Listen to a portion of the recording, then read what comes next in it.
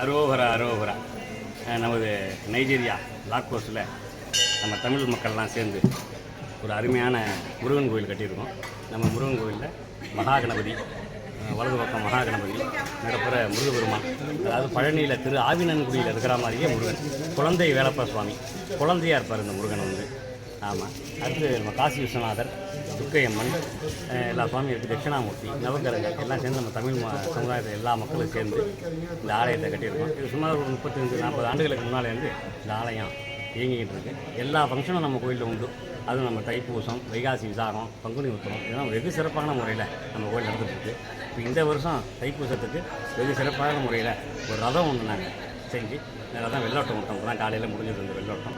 சிறப்பான அபிஷேகங்கள் இப்போ நடைபெறும். சாயந்தரம் ஈவினிங் 7 மணி அளவில் நமக்கு வந்து ரதம் ஊர்வலம், பள்ளி தேவையானோட முருகனோட சேர்ந்து ரதம் வந்து ஊர்வலம் வர்றதா இருக்குது. எல்லா மக்களும் நல்லா இருக்கணும். மலேசியா மக்கள் அனைவரும் நல்லா இருக்கணும். நான் ஒரு பண்டவனான் செய்யாளில் ஒரு 12 ஆண்டுகள் இங்கே சேவை செஞ்சுருக்கேன். மலாக்காவில் இருந்தேன், பெம்பானில் மகாமாரியம்மன் கோயிலில். நான் மலேசியாவில் 12 வருஷமாக இருந்தேன். இப்போ தான் சரி சேஞ்சாக இருக்கட்டுமேனு இங்கே வந்தேன். எல்லா மலேசியா மக்கள் நல்லா இருக்கட்டும்.